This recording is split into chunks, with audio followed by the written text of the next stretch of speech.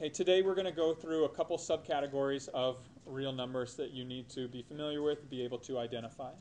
Okay, the most simplistic and exclusive that we're going to talk about are called natural numbers. Natural numbers are designated with an N with an extra bar on it. And natural numbers include all the counting numbers beginning with 1. Okay, so if something exists in nature, so you have 1 rock, 2 rocks, you can stack or make a pile of whole natural objects, that's considered a natural number. 0 is excluded from that because in 0 they don't actually exist. 0 talks about something that doesn't exist. Natural numbers, when you start to count things that do exist, those are the numbers that you use. If you want to extend and include 0 in it, the category becomes whole numbers. So whole numbers are going to be 0 along with all of these natural numbers. Okay, so does everybody kind of see what I'm doing with these boxes? And so by boxing the natural numbers inside the whole numbers, that means that anything that is a natural number also considered a whole number. Okay? So if you take, and the whole numbers were used to introduce the concept of something not existing, or the concept of 0.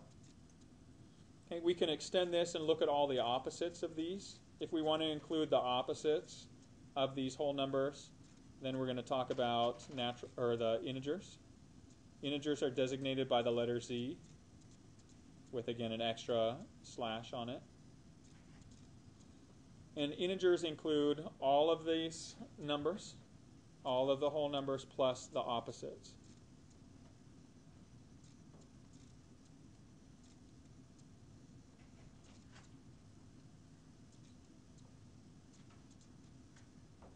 Okay, so all of this, everything that's a whole number or natural number also is considered an integer, along with the negatives or opposites of those. So -1, -2, -3, -4, and so on, and what the dots represent.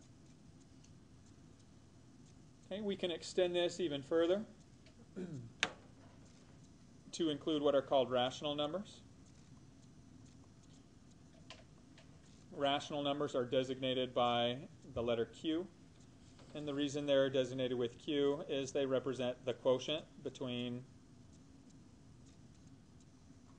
two integers.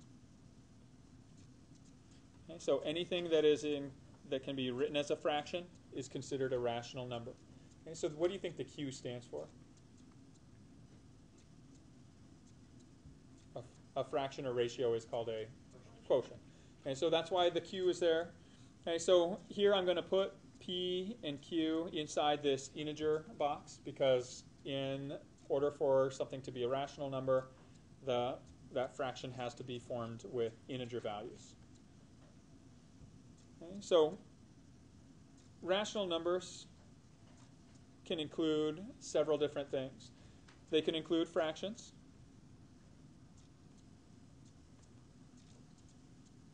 Okay, so if you had something like 1/2 or maybe -5/3, it can be positive or negative fractions.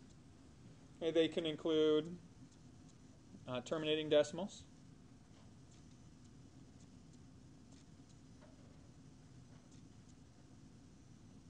So that means something like 5.31, it stops. That's considered a rational number. It can be positive or negative. So -5.2 also included. And then rational numbers also include repeating non-terminating decimals.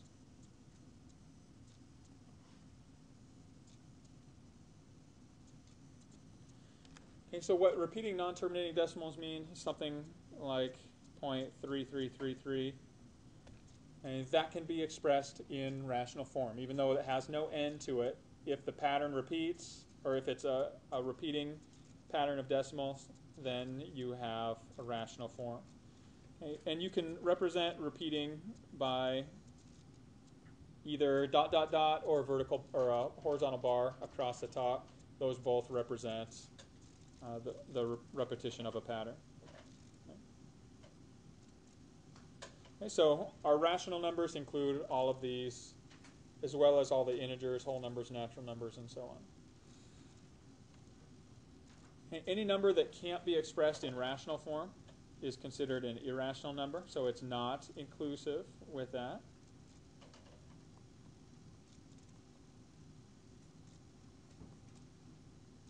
Okay, so irrational numbers include symbols such as pi. Okay, they can be positives or negatives. It includes symbol e, which we won't be dealing too much with.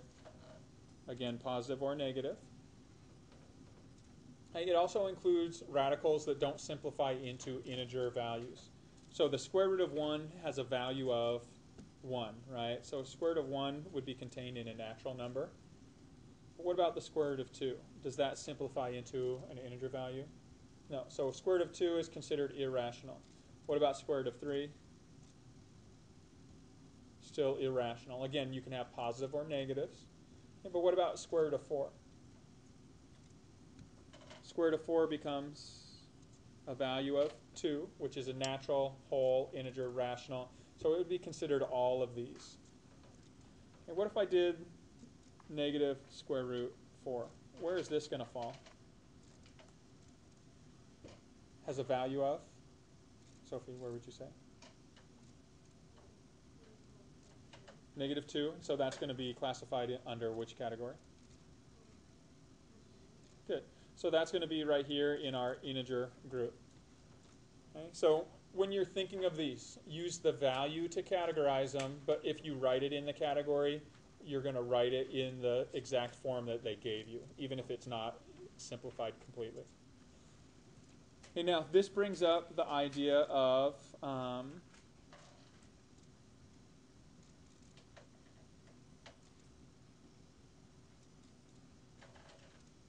cube roots. Has anybody seen this symbol before, cube root? We're going to work with these in a little bit more detail later. A couple things that you need to know about cube roots, because they are going to come up in this classification, then we won't see them again until I talk about their properties. But a cube root simply means what number, there exists some number that can be multiplied by itself 3 times, or could be cubed, to give you 2. Is there an integer that you can multiply by itself 3 times to come up with a product of 2? No. So that's going to be an irrational number. Hey, what about the cube root of 8? Is there a number that you can multiply by itself 3 times to give you 8? 2, right? 2 times 2 is 4, times another 2 is 8. So cube root of 8 has a value of 2. So where is this going to fall? In what? Natural, right? Cube root of 8 is a value of 2, so that's going to be a natural number. Therefore, it's also whole, integer, rational as well. Okay, what about the cube root of negative 8? Is that going to exist? So now, is there some number that can be multiplied by itself 3 times to give you a total product of negative 8? Yeah, negative 2, right? Because negative 2 times negative 2 is positive 4, times another negative 2 is negative 8. So this has a value of negative 2, so that means it's going to be classified as an integer. Okay. So here's what you need to be able to do in working with these. Okay. Especially if you're not really sure how to do this by hand. And really, you only need to be familiar with a few perfect cubes. Okay. But if you want to use your calculator to evaluate these, what you would do is you take whatever number's inside your base, or inside the radical, and you're going to take it to the power of, and you're going to form some fraction. That fraction is always going to be 1 divided by whatever this number is. This number is called an index. And so to evaluate the cube root of negative 8 on your calculator, you would use this set of keystrokes. So in parentheses, negative 8 to the power of, in parentheses, 1 divided by my index, which was a 3. And when I enter that, I get negative 2. That's an integer value, so this is a rational number. Okay, what if I did the 4th root of 8? So here the pattern or form that you would enter it is 8 to the power of 1 divided by our index 4. And so if you took 8 to the power of 1 over 4, enter. Again, here it gives you this rational power form. Okay, but is that an integer? No, because if it was an integer, it would write it in the integer form. You could put it in decimal form if you needed to see. So the fourth root of 8 would be classified as what? Fourth root 8 going to be irrational. All right, a couple things involving these. The first is all of these subcategories are considered rational numbers. So rational numbers include all of these. So if something's irrational, it's also real. Or I'm sorry, the real numbers include all of these. So if something's irrational, it's considered real. If something's rational, also considered real. There's a couple numbers that you need to be familiar with that fall outside of these classifications. The first is this. Division by 0 is considered what? Impossible, which is called undefined. Okay, so anything that involves division by 0 is going to fall outside of the real number system. The other things that will fall outside the real number system are complex numbers with imaginary components. Okay, you guys will talk more about that next year. All you need to know for this year is anything with a negative inside of a square root or an even index root. So if the index is an even number and the number inside is negative, it would be considered imaginary. Anything that has the letter I in it, so 2i represents 2 times the square root of negative 1. I itself represents the value of square root of negative 1. Does not exist in the real number line. Okay, now, like we saw right here, you can have a cube root of a negative number.